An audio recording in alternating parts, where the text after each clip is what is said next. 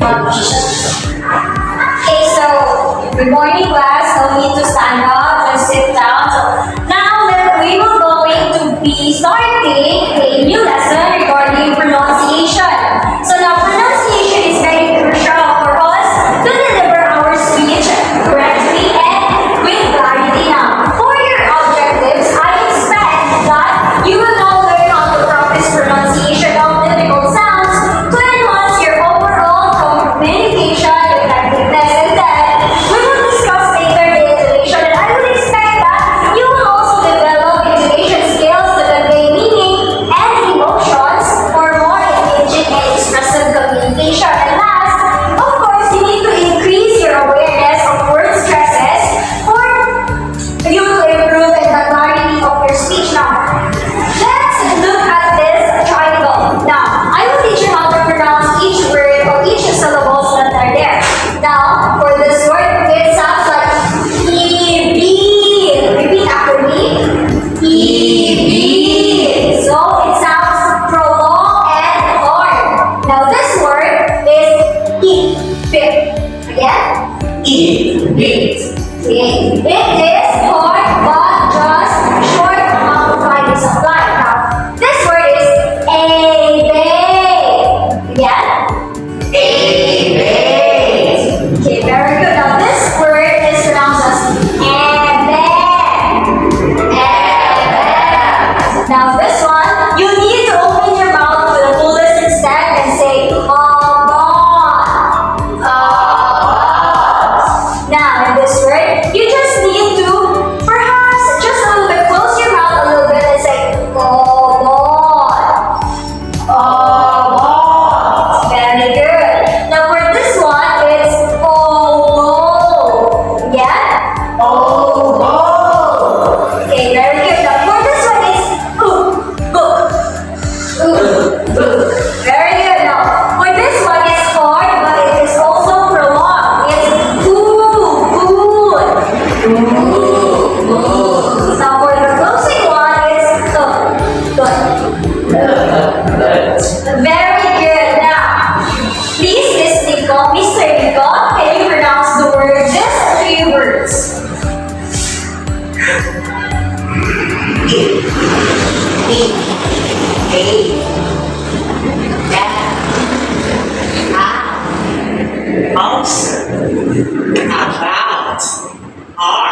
Okay, now, Miss Susan, do you think Nico made a mistake? Yes. I think Mom, no. Wrong. He made mistakes. Okay, now, how do you pronounce this again? It's This one is ulcer. Now, this one? About. Very good. Now, this one, how do you pronounce this? It's ooze. Yes. Now, this one? Full. Now, this one? Oh. Now, this one? Now, this one? Now, what do you call these 3 sounds? No, these are diphthongs. A mixture of 2 vowels combined together. Now, again,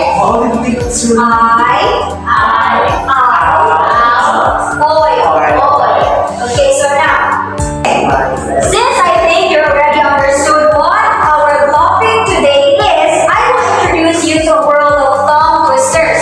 So now, in our GC, I posted there a tongue twister entitled A Flea and a Fly in a Blue.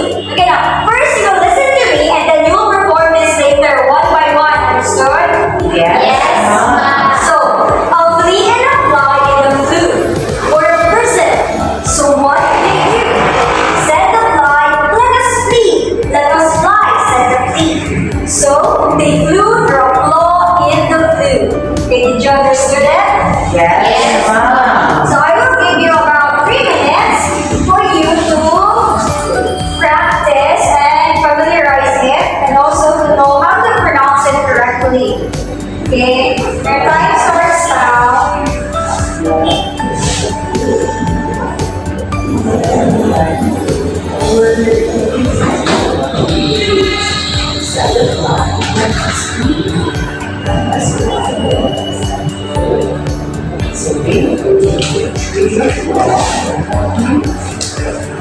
So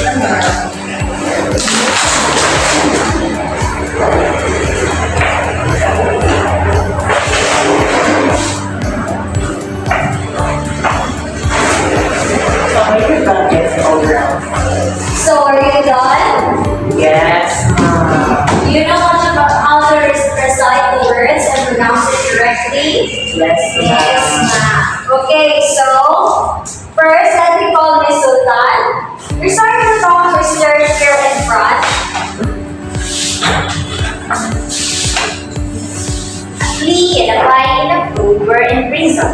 So what could they do? Said a fly, let us flee. Let us fly, said a bee. So they flew through a flaw in the flaw. Very good. Next is Kiko.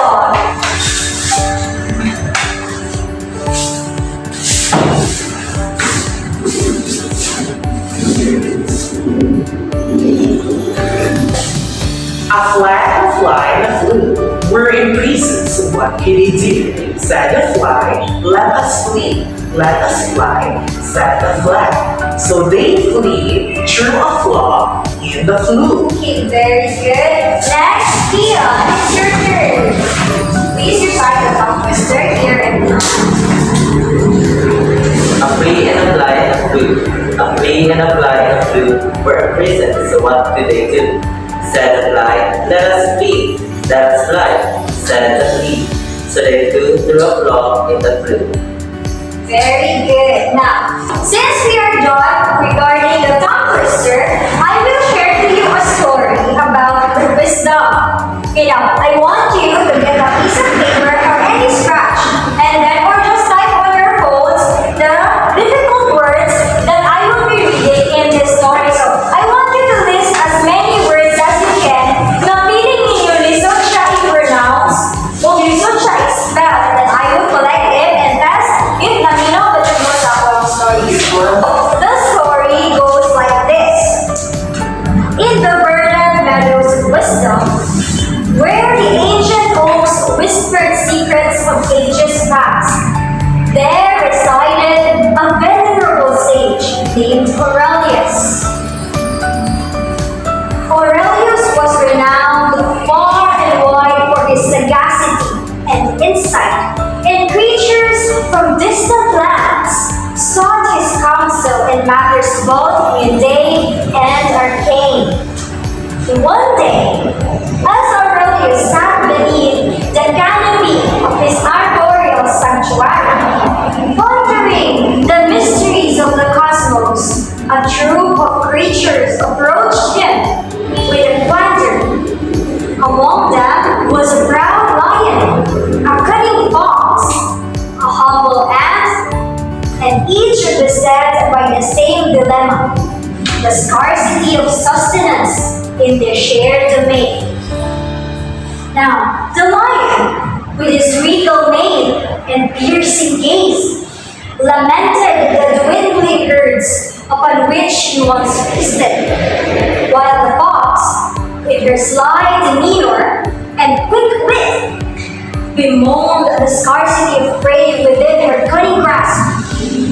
The ant, with her industrious spirit and tireless resolve, spoke of the barren fields that once yielded life, giving sustenance. Now moved by their life, Aurelius bade the trio to heed his words with open arms and receptive months. In the crucible of adversity, he intoned, lies in the forge of opportunity. Behold, the tapestry of existence is woven with threads of interconnectedness, where each strand holds the key to abundance and prosperity. With a wave of his gnarled staff, Aurelius imparted unto the lion, the fox, and the ant a parable of unity and cooperation. He spoke of a time when the denizens of the meadows and forests from the mightiest predators, with there and aside for their differences, from the lowliest of the insects from the largest of beasts, large alliances were born of mutual respect and understanding. Now, in the wake of Aurelius' wisdom, the lion, the fox, and the ant embarked upon a journey of reconciliation and cooperation, setting aside their predatory instincts and embracing the symbiotic harmony of the natural world. Now, together, they traversed the verdant meadows, cultivating the barren earth and nurturing the fledgling seeds of abundance.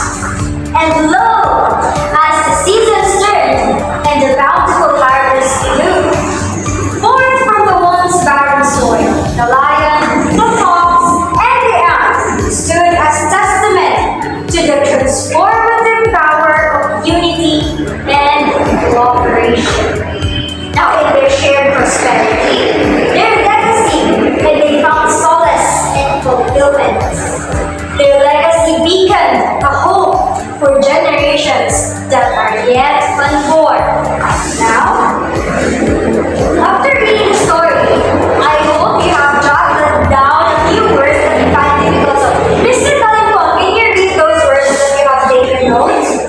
Those words that I have taken is number one is Aurelius. That is really sustenance, the virtue, the menus, and solace. Very good. Now, Sultan, can you give me your words? Aurelius, and solstice, and biotic solstice. Very good. Now, Kia, can you give me your words? Two words are Aurelius and Astros. Okay, so just for you to know, Aurelius is a name. It is a name of a person. Okay, so now I want you to take a quick break and have your recess, and after we will discuss stress. So after pronunciation, we will discuss stress and intonation. Two, intonation. Now, there are 5 types of intonation. Now, we all know that there are only 2 types of intonation, right? The falling and the rising intonation. But let me introduce to you these 5 types of intonation, namely the falling intonation, the rising intonation, the level intonation, the falling rising intonation, and the rising falling intonation. Now, falling intonation indicates completion or finality. Now, the rising intonation indicates a question seeking for clarity, while the level intonation indicates a statement with no strong emotion. A person does not show any emotion.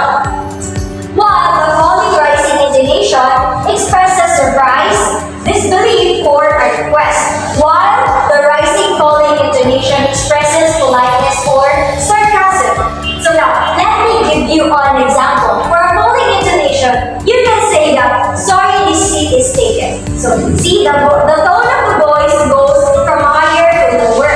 While for the rising intonation, you can ask, excuse me, is this seat taken? So that your voice rises.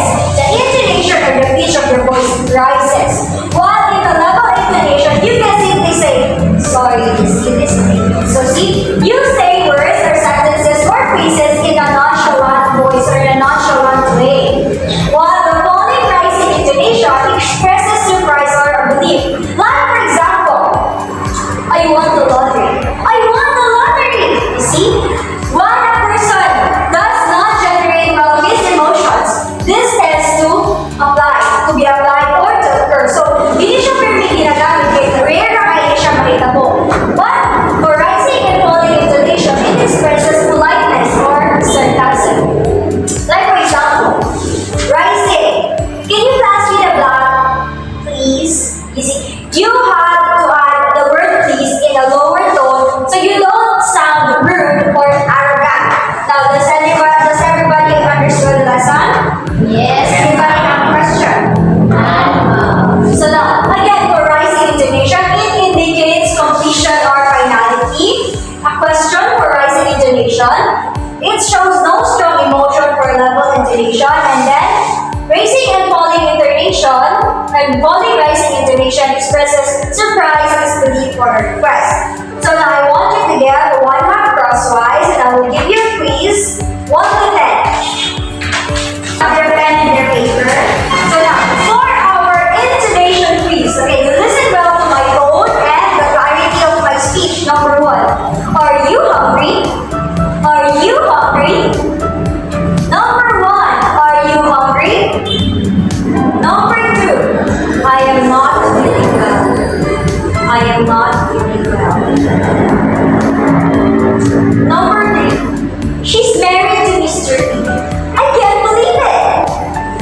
Number 3, she's married to Mr. E. I can't believe it. Number 4, I won the contest on second place.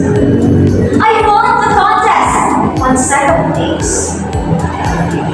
Number 5, this presentation is wrong. This presentation is wrong.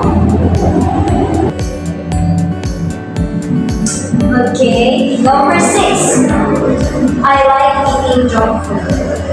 I like eating junk food.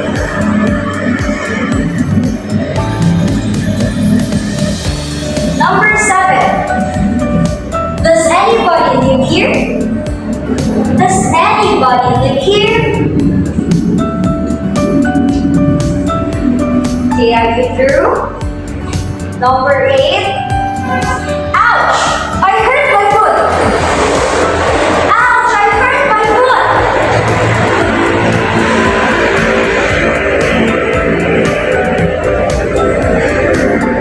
Number 9. The seat is taken. Sorry. Number 9. The seat is taken. Sorry. Number 10. Are you through with number 9? Number 10. I don't want to go. I don't want to go.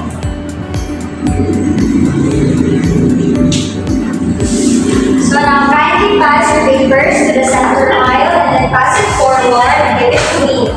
Because I will be the one checking in for clear reasons. Okay, so now let us move on to another topic which includes stress. Did you take your recess already? Yes, ma'am. Okay, so now we will move on to a new topic, stress. Okay, now stress is already discussed to you by your Sir Nico last meeting, right? So I will just give you an overview. When he discussed you the stress on syllables, I will discuss to you the stress on words. So, stress is emphasizing a word by pronouncing it with greater force or clarity. This can change the meaning of a sentence. Now, for example, in this sentence, I didn't say you stole the money. This is your original sentence. But when you put the emphasis or the stress on the word didn't, it becomes, I didn't say he stole the money. So, this emphasizes na dili siya ang nag-ingon na nangawat siya sa kwarta. I didn't. Wala ko nag-ingon na nangawat siya sa kwarta. Now, on this second statement, it says, I didn't say he stole the money. So, it emphasizes na dili ako ang nag-ingon na nangawat siya sa kwarta. Diba? So, in the third sentence, I didn't say he stole the money. So, this emphasizes on the word he. So, ang iyang mood pasagot is, wala ko nag-ingon nga siya ang nagkawat sa kwarta. And the fourth sentence is, I didn't say he stole the money. So, from the word is emphasized, the word is stole. So, wala ko nag-ingon na ikawan niya ang kwarta. So, pwede siyang possibility na ikaw na niya ikuha ang kwarta, pero wala siya niya ikawan. So, now, the number 5 sentence is that, I didn't say he stole the money. So, put the emphasis on the money. Ang iyang mood pasagot is, dili kwarta ang iyang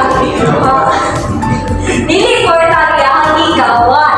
But some other things. Now, when you give emphasis to your words, it becomes the center of the emotion, which changes the meaning and the stress. So, if you really understood your lesson regarding for your lessons with Sir Nico, I want you to do a test of your memory. So, this is word stress sorting. So, can I borrow a whiteboard marker? Thank you. So, in word stress sorting, I will give you a word and you will sort if it is primary or secondary stress. Now, what is primary and secondary stress? Okay, so here comes. How appreciate stress.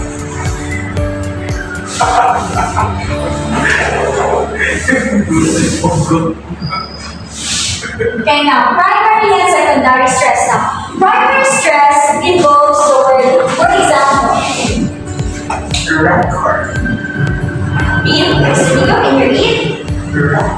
Record. So see, the rising intonation and the emphasis falls on this word, record. So it falls here. So record. Now for the secondary stress, your word is like this.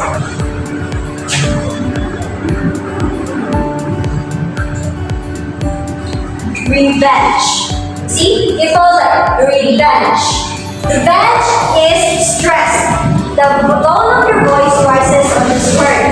So now, since you already have the examples, I want you to identify the words that I will be giving and categorize it and write it like this, huh? Categorize it whether it is primary stress or secondary stress. Okay, the word is contest. Contest. Mr. Nico, can you? Contest.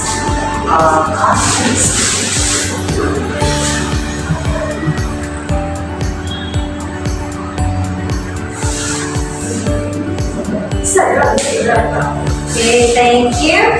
So you might have made a mistake. Okay, again.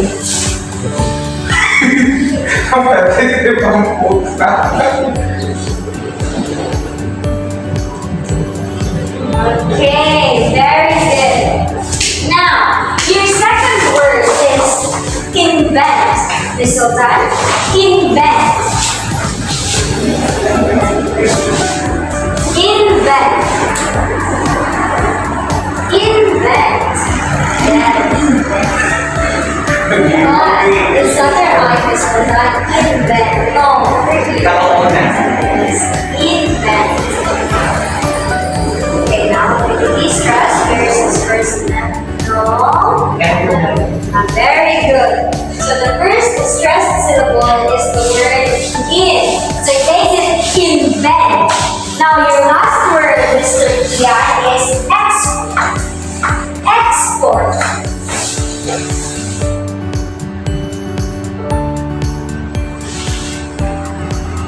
Very good. It falls on the primary stresses. Now, let me give you the secondary stress. Now, in the word understand, where does the stress falls, Mr. Kian? Understand. Understand.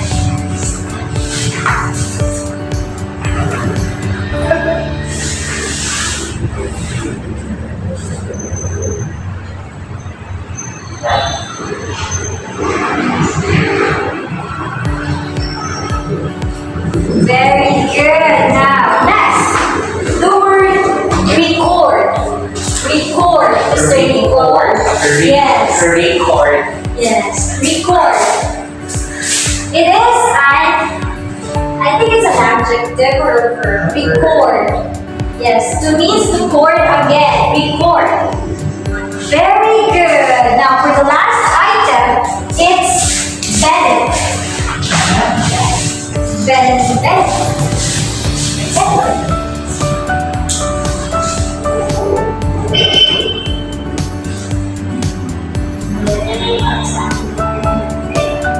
Very good. Now, since you already know how to identify, that gives you plus 5 points on your activity. Ganyan ako ang ihata. So now, for your assignment, I want you to list down 10 words under primary stress and then 10 words under secondary stress. Now, is that clear? Yes, ma'am. Okay, so now we still have 2 minutes before 12:45, and then I think it's time now, so you may have now your lunch. Thank you for your cooperation. Goodbye, students. Goodbye.